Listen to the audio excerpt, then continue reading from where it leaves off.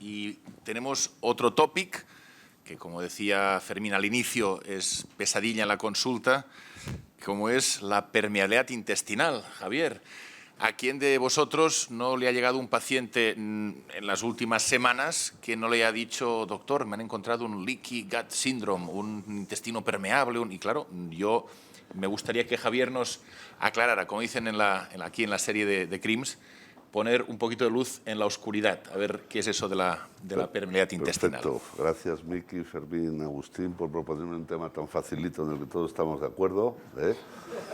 Y solo hace falta echar un vistazo a Google y mirar las miles y miles de páginas que hay, la mayoría pseudocientíficas, donde nos hablan de la permeabilidad intestinal. A mí me han propuesto estas preguntas que me parecen perfectas. ¿Existe una relación real de la alteración de la permeabilidad con la patología intestinal? ¿Existe en sí mismo el síndrome de intestino permeable? ¿Es útil el test de lactulosa-mannitol? ¿Es útil el test de zonulina? ¿Y se puede mejorar la práctica clínica, nuestra práctica clínica, con la determinación y la corrección de la permeabilidad? Eso es lo que voy a intentar. La permeabilidad intestinal pues, es una propiedad esencial, fundamental de todas las superficies de intercambio del organismo, no solo del intestino, de cualquier superficie.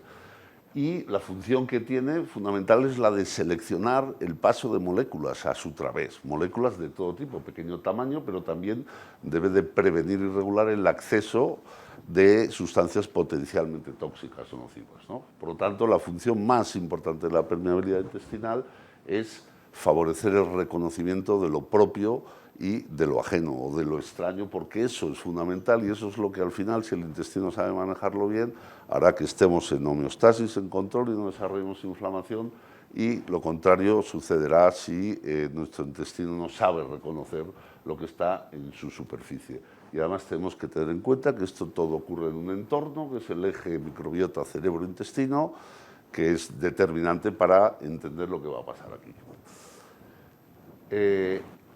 Como podéis ver ahí en la parte derecha de la diapositiva, ¿existe o no existe el síndrome de intestino irritable? Bueno, docenas y docenas de publicaciones que revelan que existen alteraciones de la permeabilidad en numerosas patologías digestivas, respiratorias, neurológicas, de todo tipo.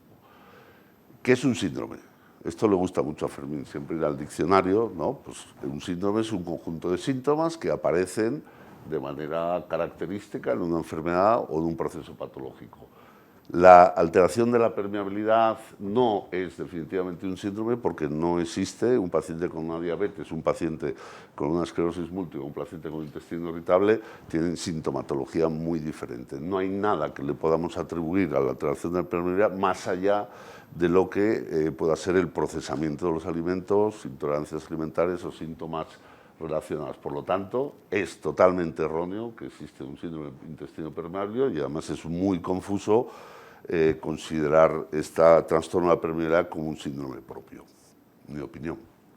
El intestino, a lo largo de su eje cefalocaudal, es muy permeable en las partes altas, en el duodeno y en el yeyuno, y es prácticamente impermeable en el recto, cuya función, bueno, y el colon en general, cuya función es sobre todo la absorción de los restos de comida y de líquidos, ¿no? Eso lo podemos medir de muchas maneras y tenéis que tener en cuenta además que existe a lo largo del eje cripta-vellosidad, también existe digamos, un gradiente de permeabilidad que es mayor en la cripta y menor en la superficie de la vellosidad. Por eso, por ejemplo, cuando tenemos una enfermedad como la enfermedad celíaca, donde se altera la parte de la vellosidad, lo que se altera es la absorción de nutrientes, pero no se altera tanto la secreción de productos por el intestino. Nuestro intestino estirado, nuestro colon tiene unos 30-40 metros cuadrados de superficie, que en comparación con la siguiente superficie mayor, que es la piel, que son 1,5 metros, 2 metros, os podéis imaginar todo lo que ocurre. Cada año estamos comiendo o tenemos que procesar entre media tonelada y 1,5 toneladas de comida, ¿no? Y por eso es tan importante reconocer lo propio de lo ajeno.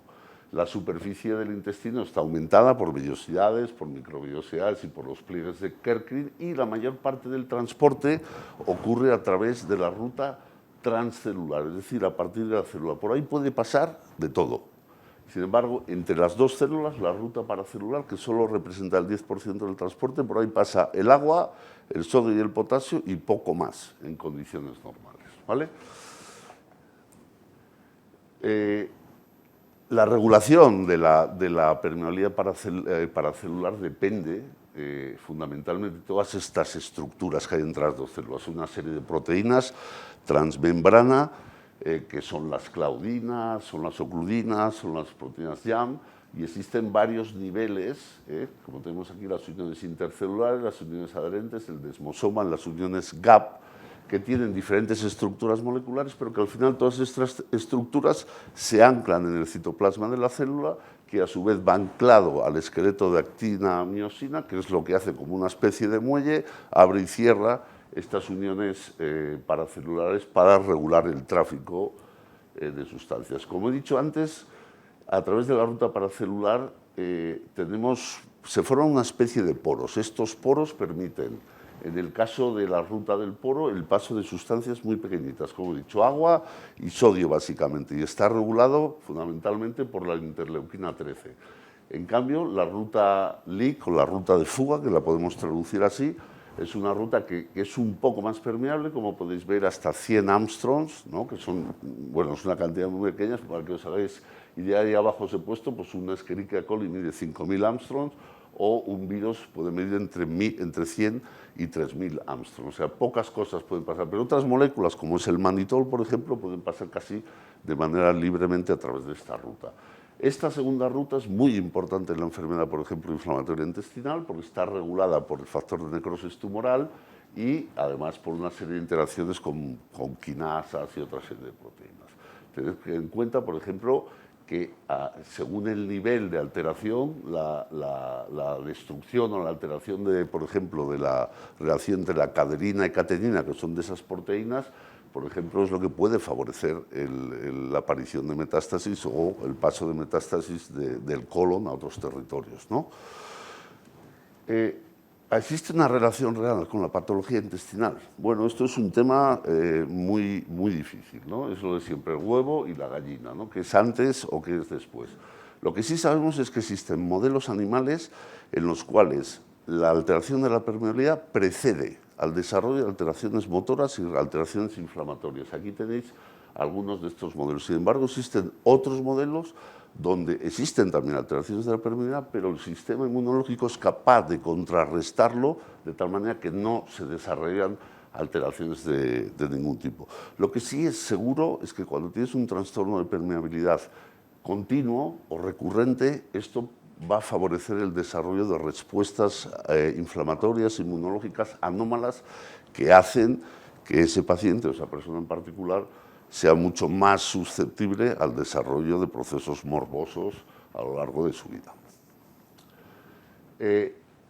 Como dije al principio, todo esto ocurre en este magnífico entorno que es el eje cerebro-microbiota-intestino. Entonces ahí tenemos cantidad, docenas de neurotransmisores, hormonas, tenemos todas las bacterias, el sistema nervioso entérico. Todo esto lo tenemos que tener en cuenta para entender cómo funciona la permeabilidad. Hoy obviamente no lo vamos a abordar, pero sí todos estos factores que pueden influir sobre el desarrollo de la permeabilidad, pues tantos como la microbiota.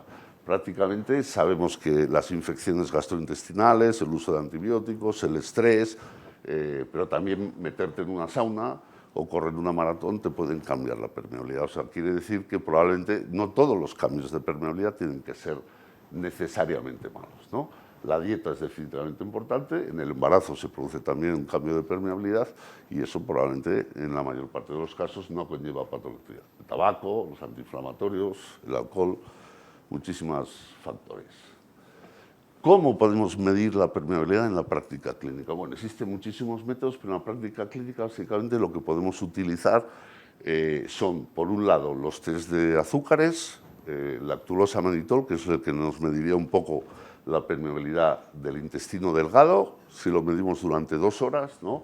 Y después hay un test multiazúcares, ¿no? Que aparte del lactulosa mannitol incluye otros azúcares, como es la sucrosa, que nos permite medir la permeabilidad en la parte alta, en la región gastrodenal, o la celobiosa o la sucralosa, que nos permite medir la permeabilidad en el colon. Pero esos son técnicas que a veces exigen pues, que tengamos que tener al paciente 24 horas recogiendo orina, son técnicas un poco engorrosas, a veces poco prácticas. En cambio, medir la permeabilidad del intestino delgado probablemente es un poco más sencillo. ¿Es importante en la práctica clínica medir la permeabilidad? Bueno, pues como ejemplo, un botón. Este estudio, publicado en el 2020, el Gastroenterology, demuestra que midiendo mediante la permeabilidad con el test de lactulosa mannitol y siguiendo los familiares de primer grado de pacientes con enfermedad de Crohn, a los 10 años prácticamente todos aquellos, no todos aquellos, los pacientes que tenían un trastorno de la permeabilidad, tenían elevada, tenían un 5 veces más riesgo de desarrollar la enfermedad de Crohn. O sea que realmente esto parece que es relevante, pero también hay estudios que nos demuestran, por ejemplo, que los trastornos de la permeabilidad están relacionados con la probabilidad del relapso, de la recidiva, o con la respuesta al tratamiento, o con las características propias de la enfermedad de Crohn. Si nos vamos al intestino irritable, particularmente en el intestino irritable con diarrea o en el intestino irritable postinfeccioso, el 50% de los pacientes tienen trastornos de la permeabilidad, ¿no? Y lo que es más importante, a nivel clínico, esos trastornos de permeabilidad se traducen en una relación bastante estrecha con las características de las deposiciones, con la presencia de dolor abdominal y con otros fenómenos. No siempre es así, pero en muchos casos. También en niños se ha visto recientemente que los familiares de primer grado de niños que tienen dolor abdominal funcional también tienen trastornos de permeabilidad que pueden determinar eso. Otro método que es mucho menos accesible en la práctica clínica, pero que es fantástico, maravilloso, es el uso de la endomicroscopía confocal. A través del endoscopio se pueden ver esos agujeros tan tremendos que se ven en el intestino. Y estos, además, no solo se pueden ver, sino que se pueden cuantificar. Y como podéis ver aquí, los pacientes, por ejemplo, con enfermedad inflamatoria, tienen 3 veces más números de agujeros en el intestino, o sea que tienen un intestino en este sentido, lo tienen agujereado. Estas técnicas nos permiten ver, por ejemplo, el paso de sustancias de contraste, y a través de estas técnicas se han diseñado pues, una serie de índices clínicos que más o menos están validados, y que estos índices clínicos lo importante es que permiten, por ejemplo, establecer con una exactitud muy importante cuando el paciente va a recidivar clínicamente, ¿no? O sea, si monitorizamos a estos pacientes, los pacientes con trastornos de la permeabilidad tienen 80% de recidiva versus un 20%. O también cuando tenemos que hospitalizar o someter a estos pacientes a cirugía. Sin embargo, son técnicas, como he dicho, no accesibles para todo el mundo y a veces poco aplicables. ¿Y qué pasa con la zonulina? La zonulina, pues todos hemos oído hablar de la zonulina. La zonulina en realidad es una proteína de unos 47 kilodaltons que resulta de la escisión en el retículo endoplásmico de otra molécula que se llama preaptoglobina, ¿vale? La preaptoglobina, estos forman parte de una familia, y entonces la zonulina no es la única proteína de esta familia. En esta familia se han descrito otras proteínas como el factor 10, la properdina o el factor CD5L. Incluso hay alguien que ha intentado reclasificarlos de una manera nueva que todavía no está validada. Pero la zonulina, de nuevo, se ha visto elevada en numerosas enfermedades digestivas y extradigestivas. Los kits que tenemos hoy en día para medir la zonulina utilizan anticuerpos monoclonales, pero a pesar de utilizar anticuerpos monoclonales, están reconociendo no solo a la zonulina, sino a otras proteínas, que es las que os he mencionado, ¿no? 5, 6, 7 proteínas diferentes, que lo curioso de estas proteínas es que parece que puedan tener una utilidad como marcadores inflamatorios, a lo mejor no tanto como marcadores de la permeabilidad intestinal, que también en algunos casos, pero sobre todo como marcadores. ¿Por qué? Porque se han visto alterados en enfermedades metabólicas, sobre todo en enfermedades como la diabetes o enfermedades cardiovasculares, y sin embargo la zonulina, como podéis ver en la parte de abajo, realmente, bueno, ya no uso el puntero, realmente la correlación de la zonulina con los trastornos de permeabilidad con otros parámetros no es muy buena, ni en el intestino irritable ni en la enfermedad celíaca.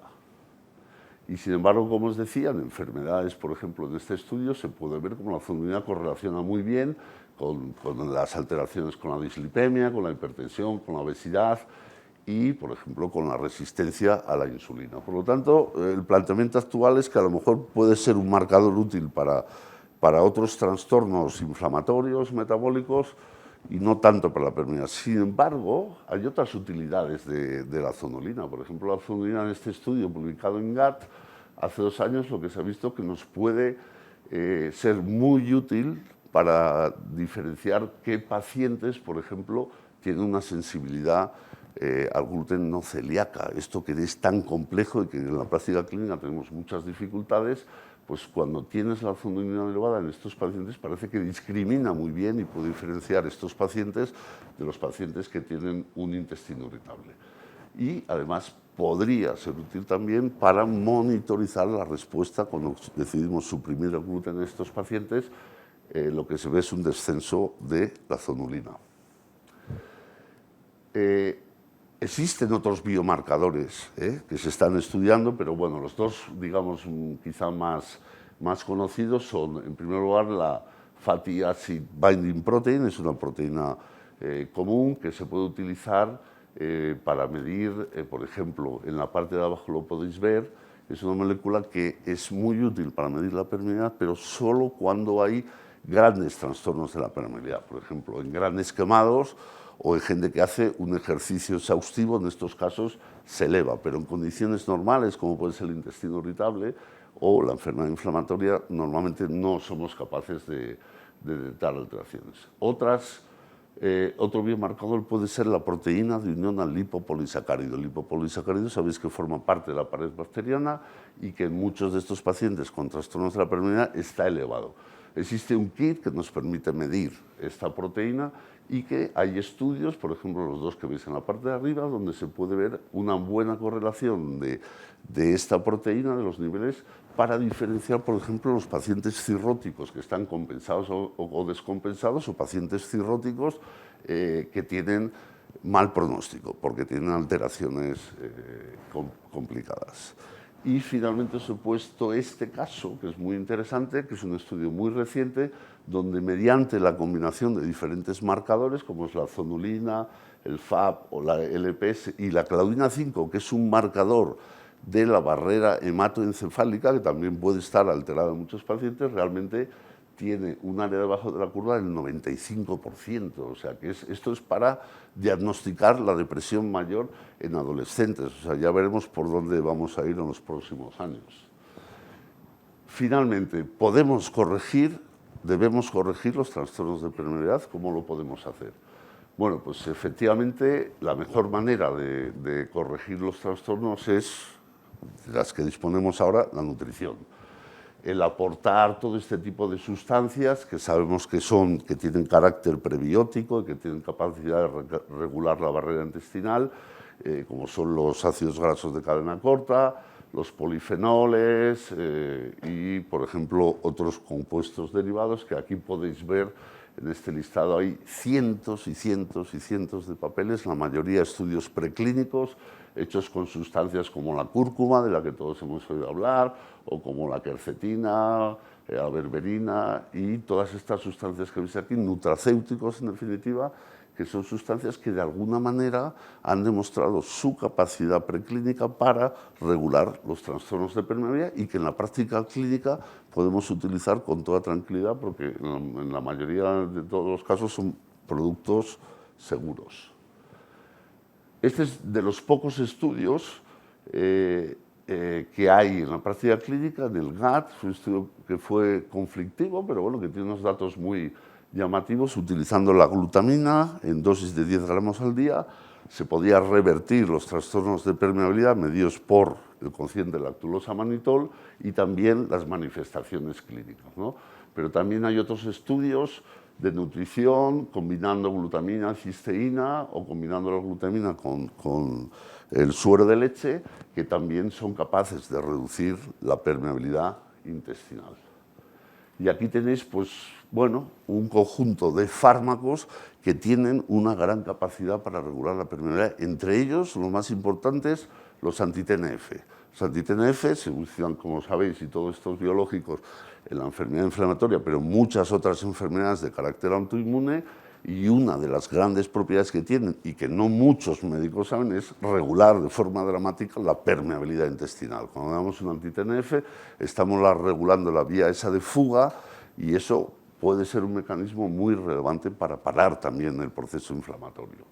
Y ahí, bueno, esto os remito a la revisión para no marearos y por cuestiones de tiempo. Yo creo que esta es la penúltima diapositiva.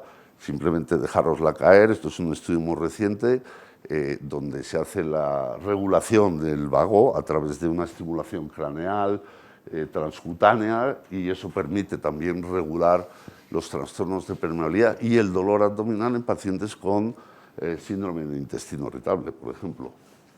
Por lo tanto, para acabar, ¿existe en sí mismo un síndrome de intestino permeable? Rotundamente no. ¿Existe una relación con la patología intestinal? Sin lugar a dudas, la permeabilidad, la alteración de la permeabilidad es un factor necesario, probablemente no suficiente en todos los casos. ¿Es útil el test de manitol-lactulosa? En mi opinión, es útil. ¿Es útil el test de zonulina? Como he dicho, para mirar la permeabilidad, probablemente no, pero como marcador de permeabilidad y para otras indicaciones, probablemente sí. ¿Mejora la práctica clínica, la determinación y la corrección de la permeabilidad? Sin duda creo que sí, pero nos faltan hacer más estudios controlados y tener nuevos marcadores para guiarnos mejor. Pues lo dejo aquí y gracias por vuestra atención.